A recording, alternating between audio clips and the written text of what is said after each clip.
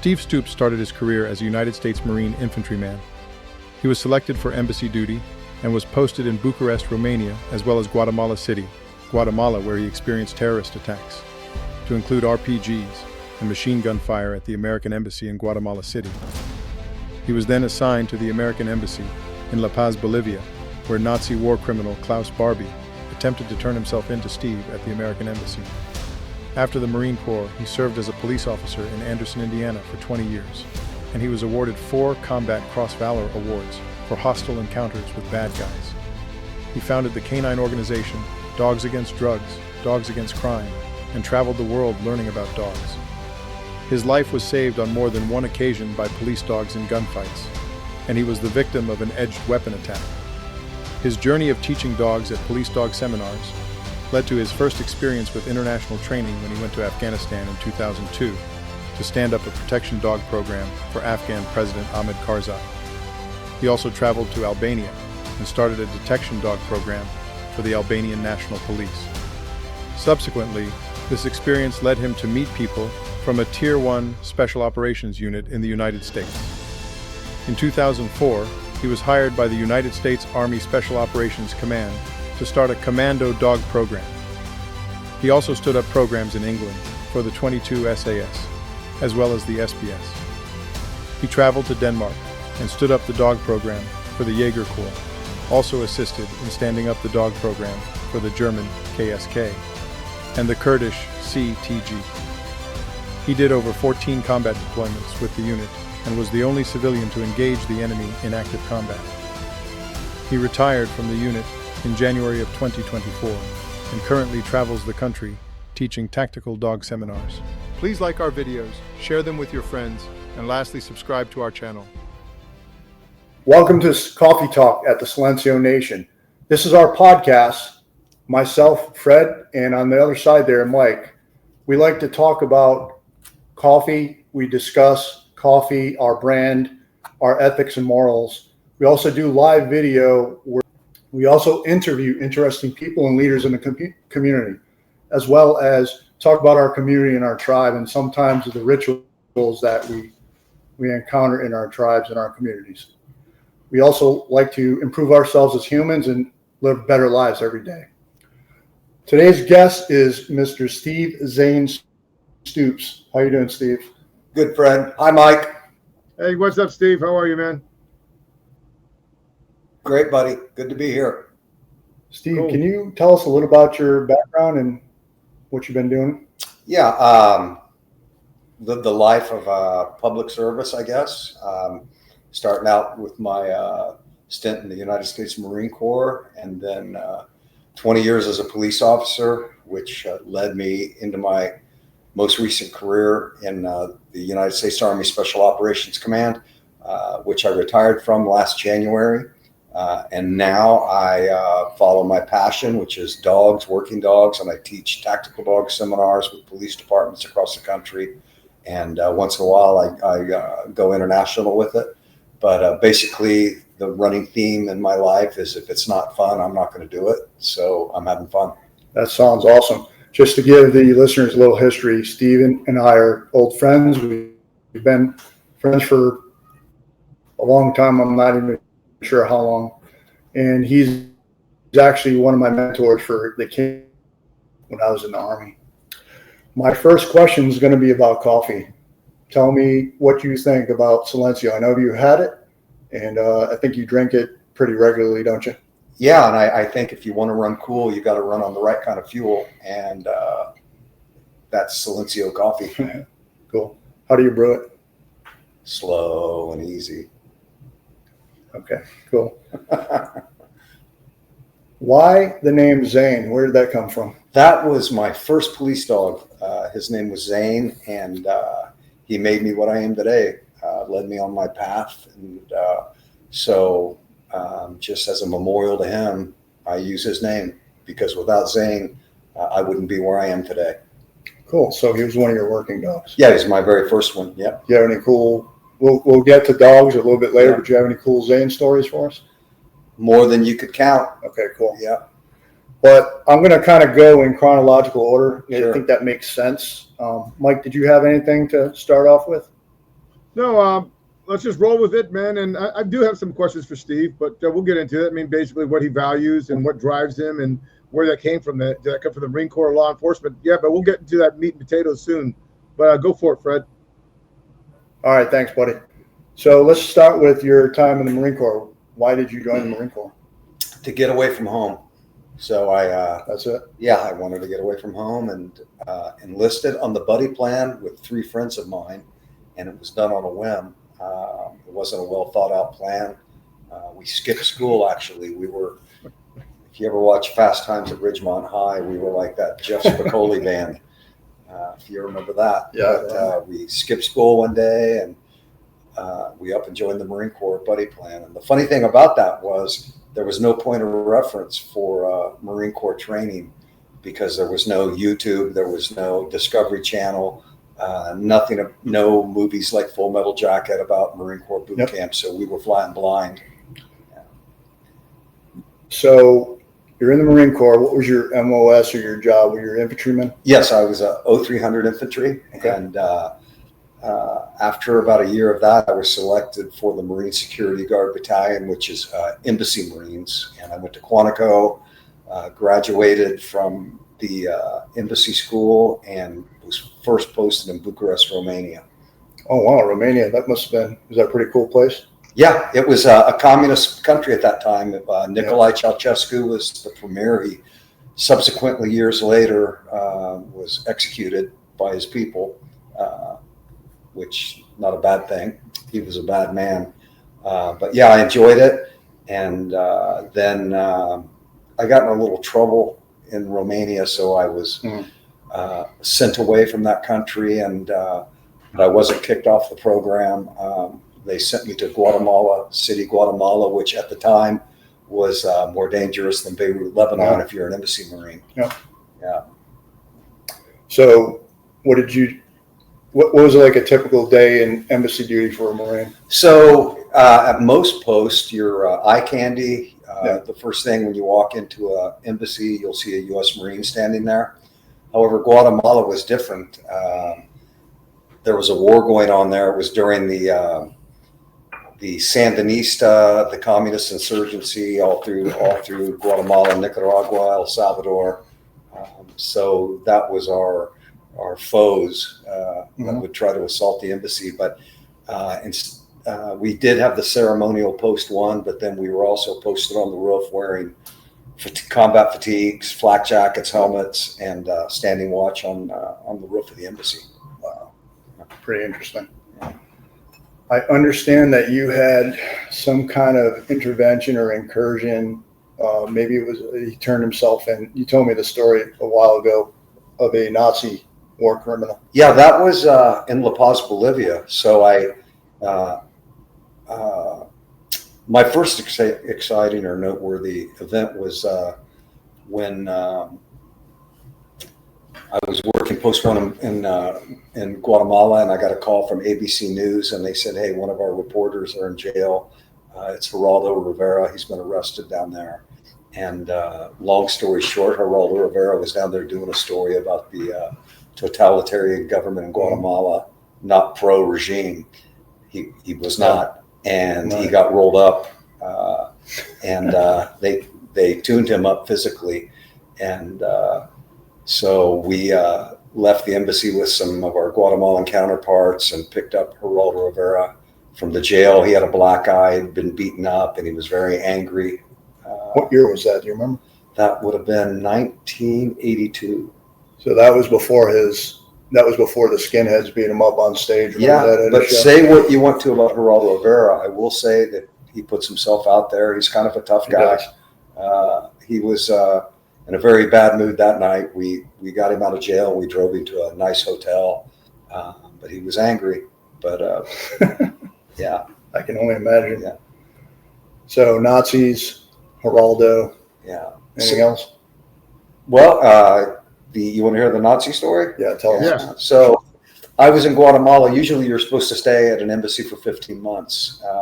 After I'd been in Guatemala 6 months, I got contacted that I was going to go to La Paz, Bolivia. They wanted some good E5 sergeants to go down there because they had relieved the whole Marine detachment in La Paz, Bolivia, because they were commiserating with the drug lords, and some of them popped hot on the urine test for cocaine, so they relieved the whole detachment.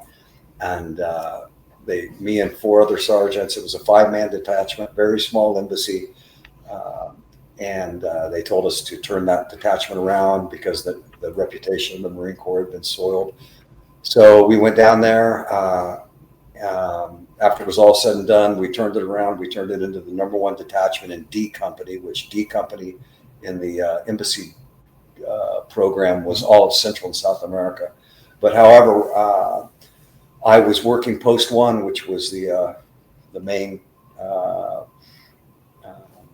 entrance to the embassy, Right. and a little old man, he looked like a little elf, a little blue-eyed elf, walks up to my desk, and I said, "Can I help you, sir?" And he said, "I would like to have political asylum in the United States." And I said, "Have a seat." And that was usually a big deal. We called them walk-ins back then. And a walk-in was usually somebody from one of the Soviet satellite countries that wanted to defect and give good intel. So I picked up the phone and called one of the diplomats inside the embassy. And again, it was a very small embassy, like only a 5 Marine detachment and a small group of diplomats. Right. A diplomat came up, escorted the little man up to his office. They came down about an hour later, and the little man walked up and he said, "Thank you." And I said, "No problem, sir. Have a good day." He left, and the diplomat walked up to me and he said, "Stevie, do you know who that was?" And I said, "No." And he said, "That was Klaus Barbie." And I said, "Who's Klaus Barbie?" And he said, "That's the Butcher of Lyon, Nazi war criminal." So long story short, again, Barbie was picked up by French intelligence in La Paz, was taken back to France, where he was put on trial, convicted, and then he died of cancer inside the prison.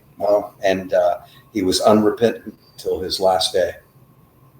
So, yeah, but I always, I joke with my friends now and my daughters. I said, I thank God that there was no social media or cell phones back then, because, you know, it wouldn't be beyond me to go, "Mr. Klaus Barbie, would you take a selfie with me?" And, me and Klaus Barbie, you know, but thank goodness, that didn't happen. Cool. Mike, were you going to ask something? No, man, I was enjoying it. But if you asked me, you were in the Marine Corps, man. Was it what you thought it was going to be? Because you separated and you did 5 years, which is a good amount of time. But then you went into law enforcement. So what made that decision happen? To go into law enforcement from the Marine Corps? Yeah. Well,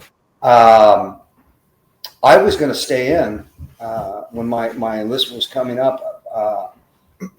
I actually took leave. I was posted in Lisbon, Portugal, my last post as an embassy Marine. I flew from Portugal to Indiana, and I actually did my testing. They compressed my testing into 1 week. So I took leave, interviewed as a Marine, did the PT test, the polygraph, which really worried me because I had a lot of baggage.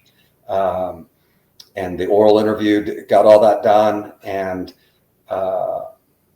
if I had not had a good shot at becoming a policeman, I would have stayed in the Marine Corps. But the training officer there at the police department, I called him when I got back to Quantico, when I was separating from the Marines. I said, what are my chances of getting on the police department? He says, you'll get hired. You're in. So I left. But probably through my first 5 years as a cop, I missed the Marine Corps. There's no camaraderie like there is in the military, as you guys know. And I missed it, and I often thought about going back. Yeah, Marine Corps, just military life is different. What drives you? Was it from the Marine Corps, some of those lessons that you learned? They talk about, like, the Army has their own acronym, but, we have ours, right? JJ Tid Tai Buckle, about having bearing and understanding and courage and knowledge. But did you get those values from the Marine Corps? Was it from home, or did you get it in law enforcement? The way you are. My Marine Corps values are in my DNA. Yeah. I still think about it. I still talk to friends I was in the Marines with. My police department time isn't as deeply embedded in me. Like, I did 20 years, but the Marine Corps stays with me. I love the the ethos, and as you stated, the core values, service over self, get it done. The Marine Corps has pretty high standards, and that's what I loved about it. But I also like the unpredictability of day-to-day activity. I'm kind of a nonconformist, which made my life difficult as a Marine a little bit, and sometimes as a policeman. But yeah, I learned about the difference between leadership and management. So in the Marine Corps, I saw a lot of good leadership. On the police department, I saw a lot more management than leadership, but I was lucky enough to have 3 really good leaders as a policeman. A guy named Lieutenant Mike Chambers, Lieutenant Leon Welzalewski, and Lieutenant Mike Reed. I put a lot of gray hairs in their head, but they were leaders, not managers, and they saved me from myself at times when I pushed the envelope a little bit too much. But yeah, the Marine Corps, I really love the leadership, the directed leadership. Yeah, fantastic. So did you have any experience with dogs? I mean, up until this time, did you have a dog at home? I mean, did you like animals? Well, I had a dog when I was a kid. I was I grew up with most of the time with my grandmother, and I had a speech impediment. I was what you would call a dork.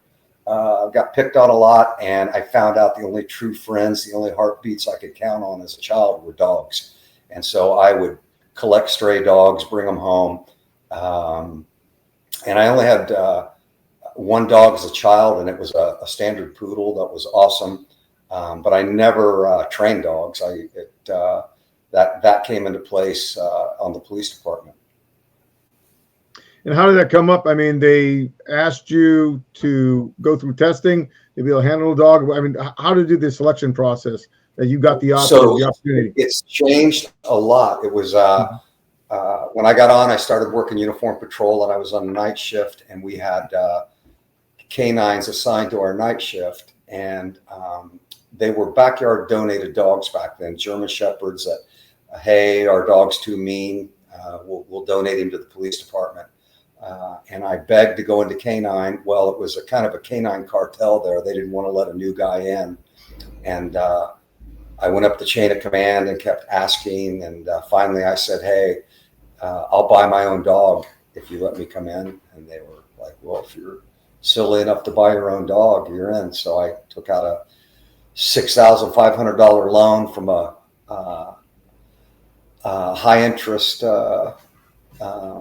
loan company, and bought my first dog, which actually really propelled me, because I had to raise money to buy that dog. And my uncle was an attorney, and he said form a nonprofit, and he did that for me, a 501(c)(3), and he said, what do you want to name it? And I said, Dogs Against Drugs. What happened was that foundation began to bring in lots of money, and I was able to buy dogs for police departments all over the country, donate them.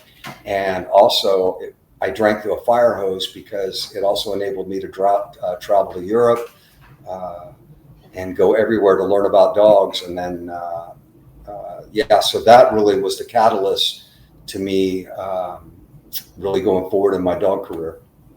Yeah, fantastic, man. But I don't believe you're a Marine. I mean, that's just a smart thing that you did there. So pretty impressive. So, we always joke that Marines are not that bright, but that's kind of advanced, how you connected people, got dogs for people. So, yeah, Fred, I don't have anything else right now. Right. Yeah, I think what I've always done, and it's always when I did my my psychological test for the police department, the MMPI, you're familiar with that. They let me, they went through it with me, and it said, Mr. Stoops is often doesn't look before he leaps, and he oftentimes bites off more than he can chew. And that's what I do in my life. And sometimes it works out, sometimes it doesn't, but it's brought me to where we are today. But sometimes I'll bend a rule to help the greater good. And yeah. Very interesting. So you're a police officer in Anderson, Indiana, and there's if you can find it, HBO did a documentary about Anderson, Indiana. It's like it was a 150-man police department, a city of about 70,000 people that was sustained by General Motors. Well, General Motors pulled out, then it turned into the Rust Belt. And Anderson, Indiana, they called it the crack cocaine capital of the United States because it sat on the interstates, tributaries between Michigan and Florida. They were moving, cocaine on those tributaries, and Anderson was a stop, a big hub for the crack cocaine world. So if you're a police officer and you want lots of red meat, Anderson was a good place to work. It was, like I said, I mentioned those 3 leaders I had, but it was a pretty good police department if you wanted to see some action. So did you run like a drug dog, single purpose or dual purpose? Dual purpose, patrol and narcotics. Yep. And I enjoyed the patrol side, hunting man. That old saying by Ernest Hemingway, once you've hunted man, nothing is ever as satisfying. And I really enjoyed that, like tracking bad guys and putting them in jail. Awesome. And then this kind of led you into starting your own organizations, right? Yeah, that organization I told you about, the charity, I was able to meet some of the top people in the world at that time. And one thing that we did was we would put on seminars using the charity money, because oftentimes budgets will not allow police officers to go to seminars. Yeah. So we would have these seminars, and I would charge officers $35, and plus they got a free T-shirt. And I would fly in instructors from all over the country and all over the world, and they were able to attend that. And like I said, I drank through a fire hose as a young guy meeting all these people. Yep. Something else. How many of those canine organizations, police work dog organizations, did you start up? I did 2. I did American Working Dogs with a really famous dog trainer named Ken Licklider. After Dogs Against Drugs, we did American Working Dogs, and that's still in existence to this day. But before I came to your unit, one of the stipulations was that I had to go below ground and become the gray man. So I had to sell my interest in that organization. Yeah.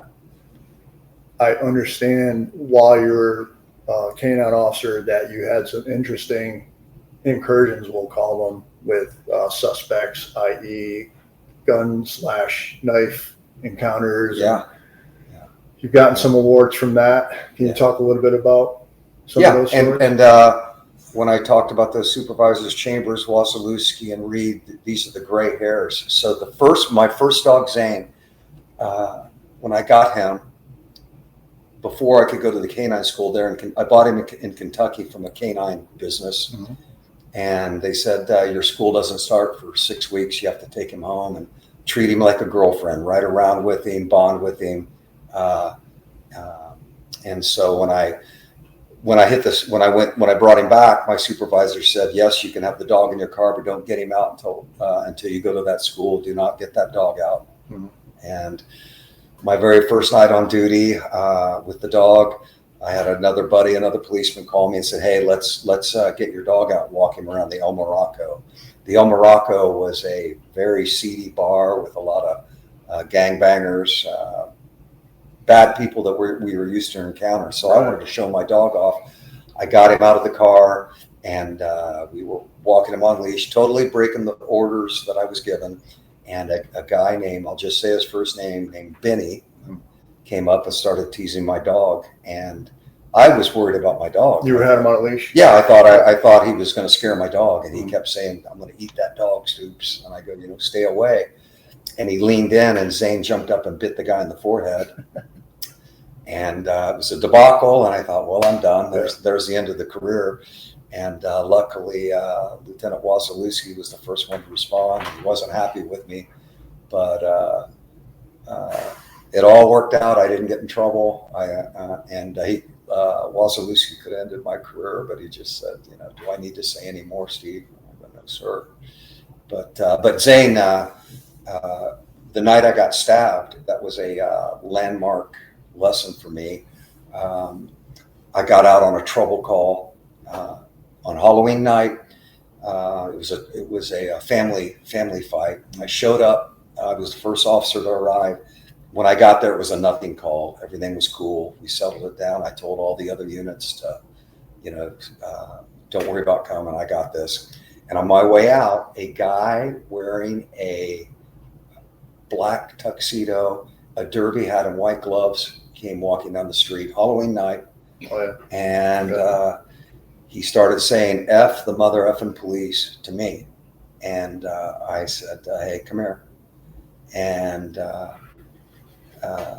he was just kept flipping me the bird and F the mother effing police.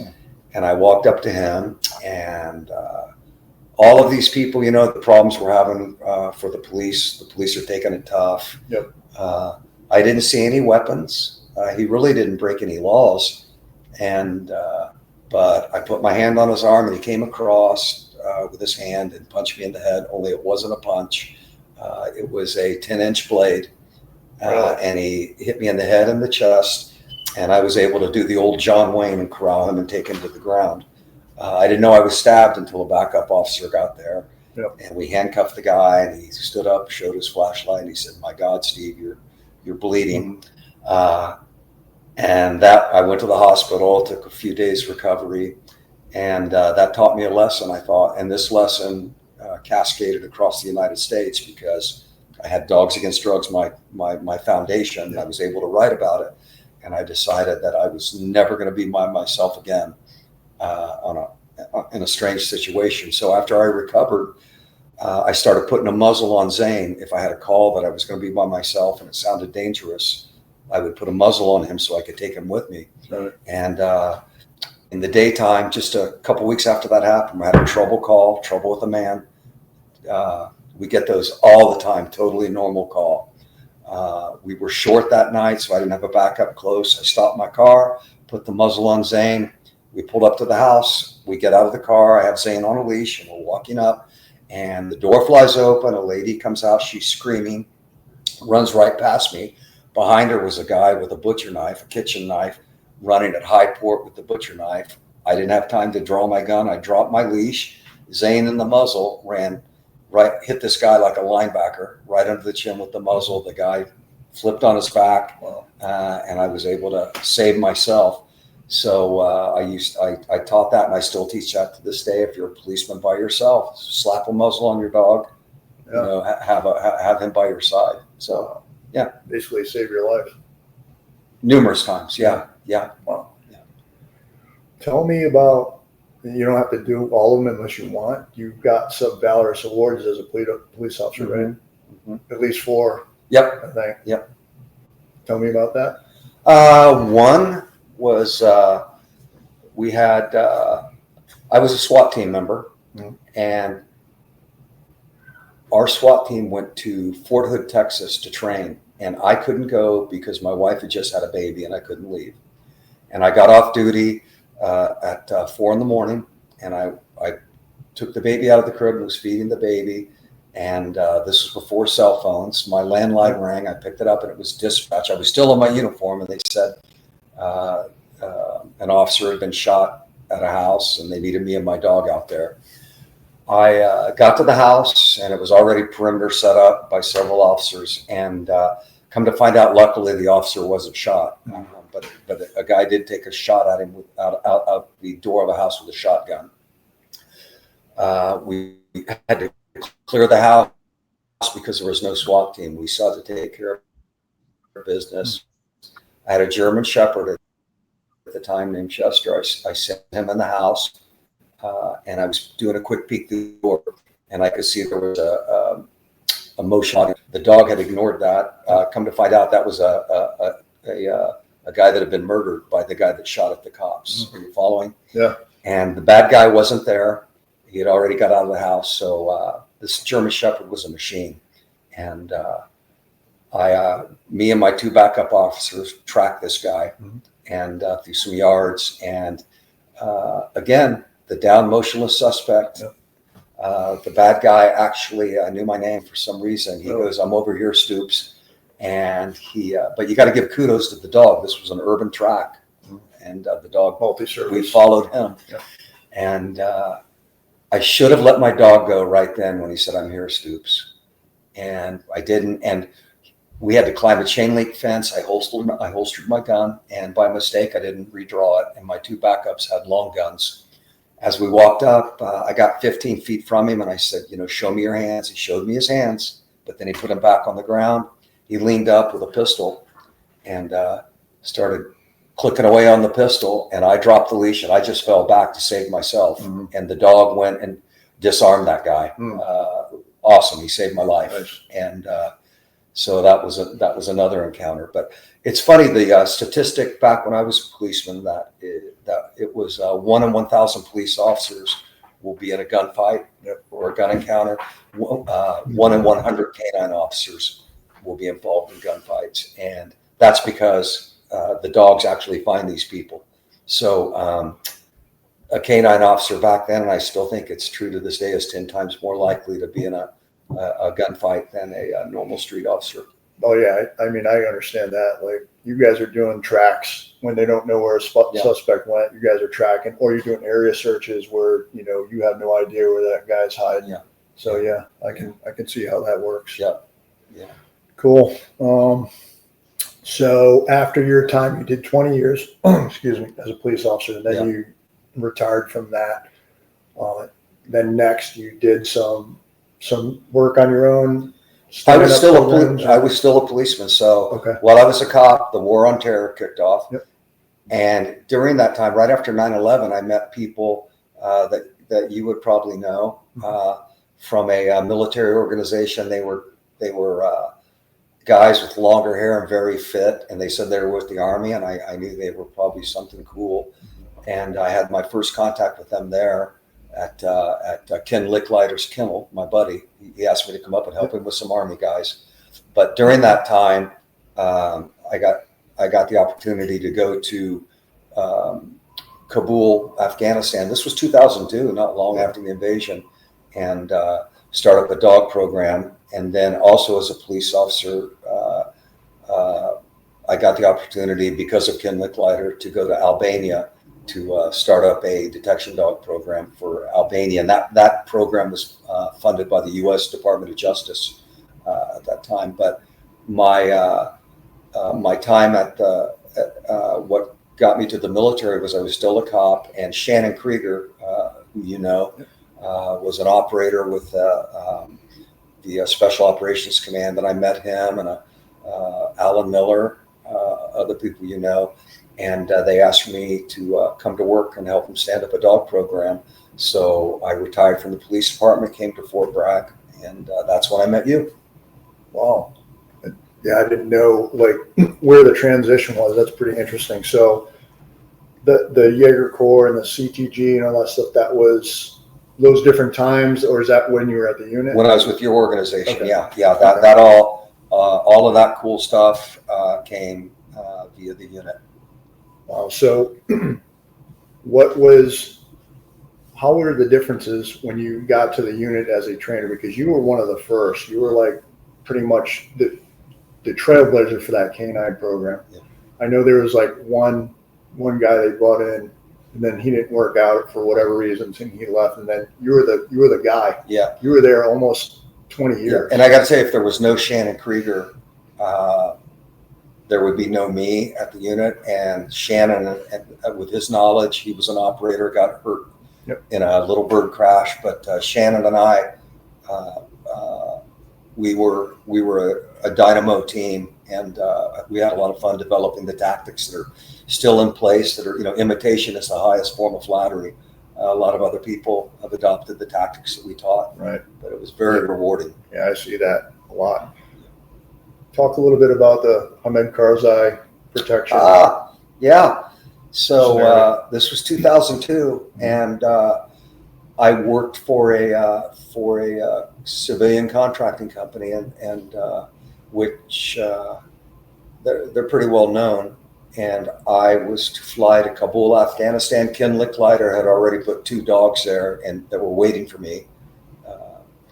And I flew from, and I'm still a policeman. I take leave, unpaid leave from the police department, and I flew commercial air on the Afghan Airlines. It was called Ariana, And I flew to Germany on United Airlines, and that evening they said, the Afghan Airways plane can't pull up to the terminal. You got to take a bus. That was a bad sign. Yeah. So I took a bus out to the aircraft, and it was an old 727. That plane had 3 engines on the tail. Old. Yeah, that's real old. Get on it, and it smelled like a bus. And I was the only European on the plane, except for one other guy. And we fly from Frankfurt, and then the pilot says some things I don't understand, except he said Damascus. And we landed in Damascus, Syria. And I'm like, I don't think they like us here. We refueled or did whatever, took off again, flew about another hour, and the pilot said something in the foreign language, but he said Tehran. And, we landed in Tehran, Iran. No kidding. And I'm like, I know they really don't like us here.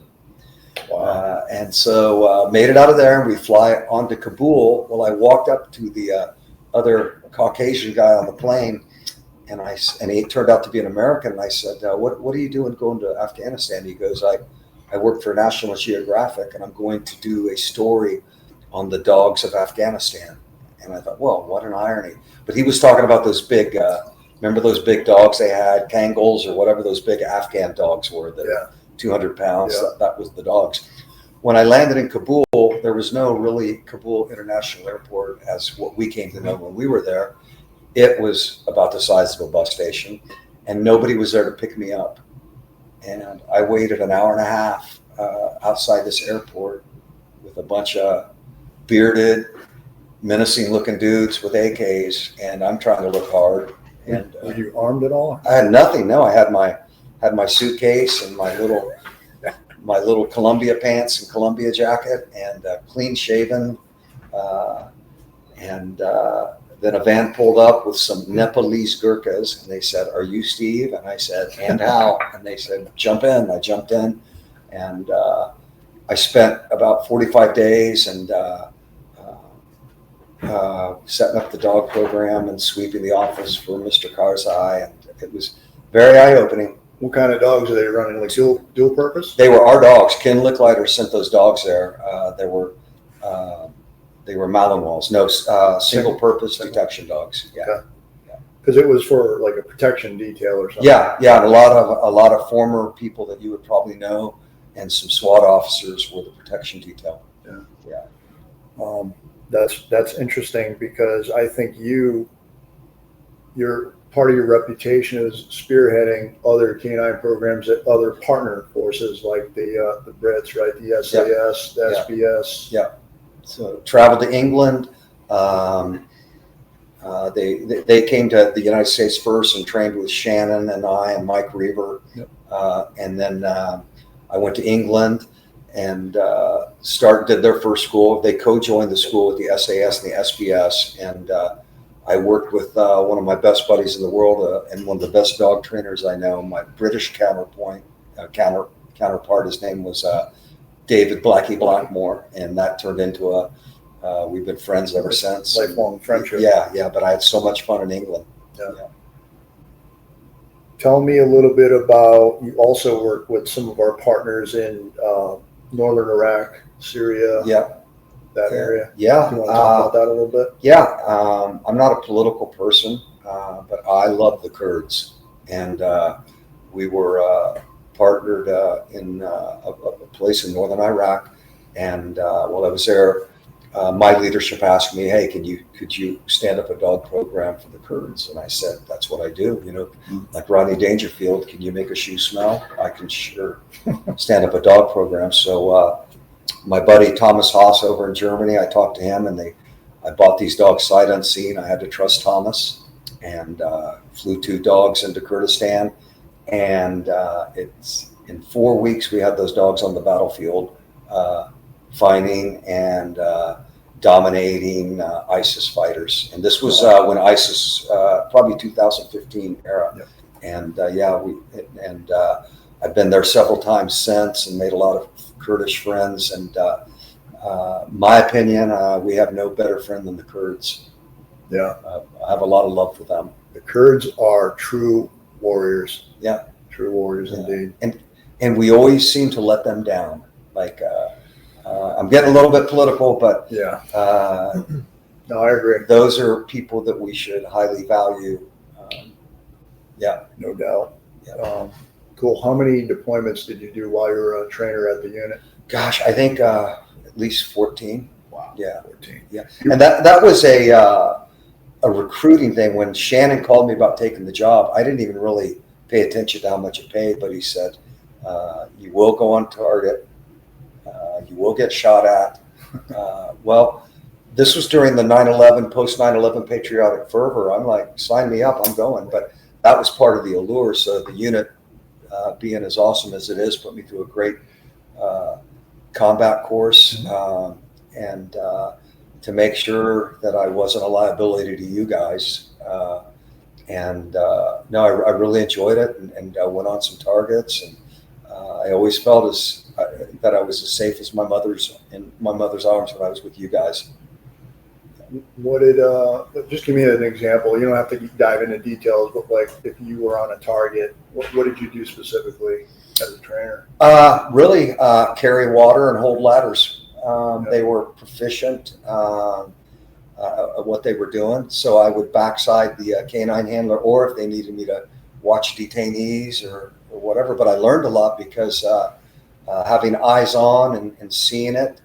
I was able to tailor make my training to the customer. The customer was the end user, so I know the customer's requirements. Yeah, that's pretty important. Seeing where the shortfalls maybe or shortcomings, and being able to kind of adjust your training plan based on it. And a funny thing, reading on the internet, social media, all this, like the whole picture of what a great dog is. I remember reading articles about special ops dogs with titanium teeth and just nasty.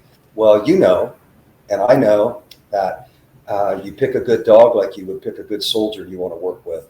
Number one, open and a positive attitude. Number two, courage. Number three, work ethic. That's the way you pick a dog. So these big, nasty, growly dogs. I remember Urs and Boy. Like these dogs they're lovable and they're open, and that's the criteria I would use to select a human. Maybe not necessarily lovable, but open and positive. The type of dog that you need is just like that. They're very secure in themselves, and strong, social, tough, and fun to be around. And don't mind giving smooches and cuddles. Absolutely. Every dog I ever had slept in bed with me. Yeah. Cool. Tell me a little bit about selecting a dog for that kind of work versus like your typical police canine. Some of the major differences. Yeah, the main one I can think of is the noise. With a police dog, we didn't care if they barked. So we wanted to have dogs whose proclivity wasn't to have any anxiety type barking or vocalization. In police work, it wasn't as important back then to have a dog that was open and friendly. But that's always the dog I wanted. But so selecting the dog like that, the very first thing is an open, happy dog. If I test a dog as he's hackled up or he growls, I flunk him in 30 seconds. And what I say is the longer you test a dog, the less you know. A good dog is like pornography. You know it when you see it. So I usually know what I want inside 20 minutes. Yeah. Yeah, I remember you teaching me that. Yeah. When you helped me prepare to go to Europe to do a dog procurement trip by myself, which was kind of intimidating for me as a brand new trainer right out of the Army. Yeah. Let's talk a little bit about when we met in that period of time. I couldn't stand you when I met you. So I can't believe that you're hosting a podcast with Mike, because when I first met Fred, I thought he was a jerk. Here it comes. I'd say, "Hey, buddy, good morning." Yeah, I'm like, what a prick. And then the more I was around him, I came to see that there was a little bit of warm blood pulsing through the heart, and we became friends. And I think you had a black eye, and that's what I Fred had a black eye, because I'll say it, he won't say it. He got in a bar fight, and It was actually outside the bar. Outside the bar, and I bumped into him one morning and said, "What happened to your eye?" And he told me, and I laughed, and then we had rapport, and then I took a trip to see our Navy counterparts in Virginia, and I got Fred bitten by a dog, for real. The dog's name, it was a beautiful German Shepherd, IPO3, open and happy. Yeah. His name was Harry, and we called him Big Harry, Scary Harry. And Fred was handling him on. We were doing a pretend search for bad guys, and I was wearing a bite suit, and Harry bit me, and as he should have. And Fred removed the dog from the bite and turned around, told him to heel, and Harry was seeing red. And I heard Fred yell, and he bit Fred in the leg. And Fred handled it like a man. He told Harry, "Bad boy," and Harry let go and went, "Ooh!" But Harry was just lost in the moment. It's like pulling your buddy out of a bar fight. He was running hot, but I had to buy Fred a beer that night. But you know what I remember from that trip? Our Navy buddy Jim Haggerty and Ike Eikenberry, and two great Navy counterparts, and we went to that Irish pub and we played Trivial Pursuit. Remember? Yeah, we won. Yeah. Just to give you a little background, Harry bit me in the left knee, which the reason I was doing some of this canine, I had gone to the kennel to help run the kennel. I was the 2IC, and I had some ACL repair surgery and rehab. So I was in like 9 months of rehab, and that dog bit me right in my surgical area. Yeah. No, I felt horrible. And you did scream like a girl. Like if you've ever heard that song, "Loving You is Easy." That's how. I never heard a male mammal make the noise that Fred made when Harry was biting him. But funny about Fred, like back in that time, him and I took a trip to the Naval Academy to watch the Army. The Navy versus Indiana University football game. It was homecoming for Navy, and me being from Indiana, and my buddy who had a son going to Annapolis got us tickets. We went to the football game, had a great time, and then we're driving the 5-hour drive. It's like 10 o'clock at night. Fred doesn't talk to me, and it's hours, and he's not saying anything. And I'm listening to NPR, and they're having a documentary is what you would call it on the radio about the old Delta blues, the 1920s. Some of these great 1920s African-American blues players like Mr. Johnson, all these famous people. And they're playing all this old blues records from these scratchy old 78s. And Fred's not talking to me. So I had a harmonica in my truck, and I just pulled out the harmonica and I started playing along with the blues music because I am musically talented. Yeah, that's a true statement. So I'm playing the harmonica, driving down I-95 at 80 miles an hour. And when I get done with the song, Fred looks at me and he goes, "That is the weirdest shit I've ever been through in my life." And I got you talking. You did. Yeah. Yeah, I'm a quiet person. I'm a little bit of an introvert. So Steve, you are. Yeah, Fred gives you monosyllabic answers, man. Yes, no, maybe. And I've known Fred, I think 8 years, but I realized it actually he's got a sense of humor. And then watching you two guys on that Instagram live a couple of days ago, I said, these guys are funny together. I was just watching. I said, these guys are funny together. Yeah, Fred's got a wit. But it's somewhere in that cold heart. Remember the Grinch's heart? Like in the Grinch, there's a heart in there somewhere. Yep. But we have a lot of laughs. So, question for you, Steve. I don't want to sidetrack you here, but when you select a dog, what happens when you are given a dog? Like you are assigned a dog. How does that work? Does that ever work? Is that where there's a strange partnership? You've got to figure it out. Yeah. Well, yeah. The relationship with a dog, being able to have a relationship, is the most important aspect of dog training. if I'm doing my job correctly, like I can't remember ever any dog that I selected biting his handler, knowingly and intentionally biting his handler. But when I would provide the new dog with a handler, you know, bond with them, you know, and like my first trainer told me, like, treat him like a girlfriend, talk sweetly to him and play with him, you know. That's the most important aspect of it. Yeah. And even with your pet dogs, any dog, they want to feel loved. Relationship. Yep. That's probably the most And people say dogs don't love. They're full of crap. I know my dog loves me. You know, but there's a few dog people out there that say that dogs don't love, and I think that's a bunch of horse dung.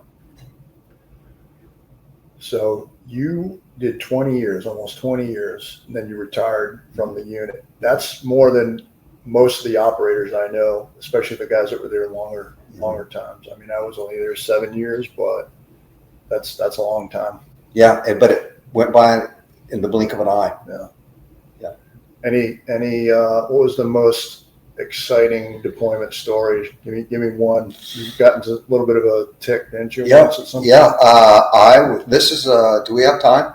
Sure. Oh yeah. So I can say his name, Jimmy Hall, and check his company out on, it's called Tier 1 Eagle Tactics. Look it up. But Jimmy Hall, if they were ever going to make a movie about a dog handler, I would pick him, because he's like Fred. Underneath that coarse exterior is a wonderful man. But Jimmy and I had to, we had a mission with, it wasn't a unit mission. It was another special operations outfit that asked for an operator dog team. And Jimmy and I went, and we flew. We were in Iraq, and this was 2007, bad years, right? Yep. And we flew for 3 hours on a Chinook, CH-47, 2 Chinooks. It was some special forces guys and some Navy SEALs, and then Jimmy and I, the only unit members. And we landed, and we had to do a 4-kilometer walk-in. And this town was on the Iranian border, and Jimmy and I and the team, we did the walk-in, and once we walked into this little village, we started taking fire, and a lot of fire. And what had happened, let me back up. Prior to taking fire, we found 2 lookouts outside of a house. We were able to roll them up without incident and flex cuff them. And once we flex cuffed them, then we started taking fire. They shoved the 2 detainees in a courtyard, and Jimmy told me to stay there with the detainees and 2 headquarters guys with the SF units. So they were headquarters guys, not SF operators. And they left us in this courtyard. As the time was passing, one of the headquarters guys was keeping watch on the street outside the courtyard. He said, "Hey, here comes a guy with an AK." And I said, "Man, well, quote unquote, wax his nuts." And he hesitated. No problem. I mean, it happens. And I pulled him out of the way. And about 10 meters away was a guy, port armed, with an AK. And I shot him. But in the meantime, the helicopters were flying in, giving close air support. I did not know where the assault force was, me or the 2 headquarters guys. So we had to make our way, because we were basically by ourselves. And I said, "Come on, guys, come with me. Let's go." And we ran down, and we found the assault force at another house. And some guys had been wounded by a grenade. A couple of guys, we had a couple of casualties. And then Jimmy Hall, I'll never forget it. He was really funny. He was cool as a cucumber. And he said, "Hey, Steve, you know what the funny thing is?" And I said, "What?" And he goes, "We've got to walk out of this motherfucker tonight." And so once we found a cool thing that happened on that, Jimmy sent his dog into the house to clear it for the bad guy. There was a little child when the dog went in, a German Shepherd. Our dog was a German Shepherd, a little kid in there, and Cody, the dog, stopped at the little kid but didn't bite him, and moved on and went and bit the guy we were after, Right. the adult. But that's the wisdom of the German Shepherd. Yeah. But we did a walk. We walked out of the target area, got on the helicopters, flew back. The next day, when we woke up, two of the two headquarters guys walked over to our team room, and they had a bottle of Jack Daniels, violating that rule that we never violate. Right. And they said, "Hey, Steve, we're really happy. We had a unit operator with us here." And Jimmy Hall was laughing, and he goes, "Hey, you don't know how effed you were. Steve's not an operator." And they go, "What?" And I go, "No, I'm a civilian." And they were like, "Yeah," the color drained from their faces. But yeah, What? yeah. Wow. So that was one. Yeah, but that's the most memorable. We you could find comedy and tragedy. Like there was some comedy that night. But Jimmy Hall was I had a lot of fun with that guy.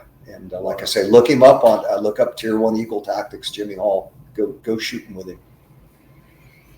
So you retired from there.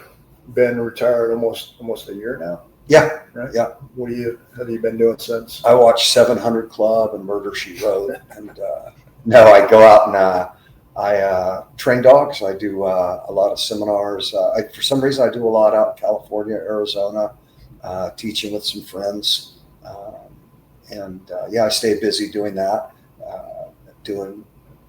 having fun. So Cool. What's in the future? What are some goals for the future? I just keep teaching. That's what I like to do. I want to keep training dogs and having fun. And I got my tribe here. I got you and Jason, and my close friends are here. So just keep enjoying life, and that's it. Not complicated. Cool. Trying to think if there's anything. Is there anything I didn't mention that you want to talk about? I think I talked too much on this one. Mike, do you have any questions? Yeah, I've got a few questions. I mean, you've had a significant career. You've met a lot of interesting people. I think a lot of people who look at your bio, and you're very articulate. I mean, you're sharp as a tack, I can tell. But they'd say you had a stellar career. So what's the most significant takeaway? I mean, if you were going to distill your life and give it to someone and say, hey, this is what you should be doing and this is what you shouldn't be doing, I mean, how would you distill it? So what's the most significant thing that you've learned in your very storied career, if you were to pass it on to someone else? Oh, I would say follow your heart. My life was not a well thought out plan. It just happened. But I think Mike, you and Fred and I were kind of similar in that. March to your own drummer. I've always been a nonconformist. I just think treat people nice. It's not hard to be nice. Be good to people, and follow your heart and stay true to your principles. Yeah, when you started talking and I looked at some of your vids, I said, this is a guy who colors outside the lines. And I definitely color outside the lines, and I like that about you a lot. But you give out so much advice to people, and you're an instructor or a leader. What kind of advice do you seek, if you seek any? What kind of advice do you seek out from people? If you are ever stuck, who do you go to? Oh, my gosh. So one of the first big pieces of advice that stuck me was by a policeman named Orby Soden on my department, big, tough policeman. But he said, Steve, be nice to people. You can't go in being mean and then get nice. You have to go in nice first. So I as a cop, I was proud that I worked in a predominantly African-American community. I never had a racially based complaint I never had a rudeness complaint. So treat people right. I've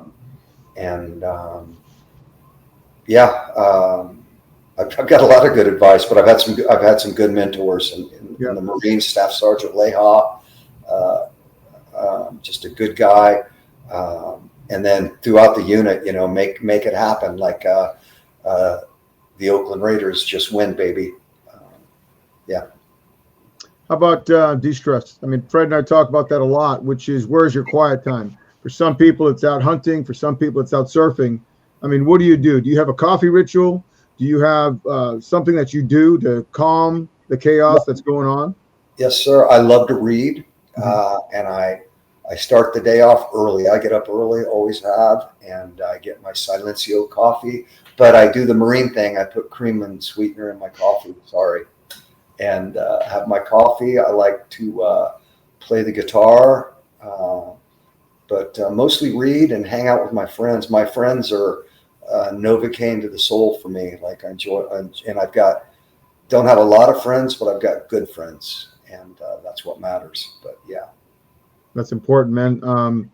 That you stay in touch with a lot of people. Do you journal at all? I mean, are you chronicling any of this? Because it's a preservation of your life, right? Your legacy. But do you chronicle? Yeah, I'm really not. And I appreciate you guys having me on your show to hear my spiel. But no, not doing a lot of writing. So. No worries. Yeah, man. No, I appreciate you coming on and learned a lot about you in just this little compressed time that we've had. So I'm going to kick it over to Fred. Steve, how can the listeners get a hold of you, find you? Do you have any social media, website, any of that kind of stuff? Here's your chance for your shameless plug. Yeah, my Instagram account is Zane, ZANE _ dogs, DOGS. My website is zanedogs.com. That's the easiest way to get a hold of me. And while I'm here, can I mention one friend? Go for it. One of my best friends is Sonia Nordstrom, and you met Sonia. She's a retired FBI agent,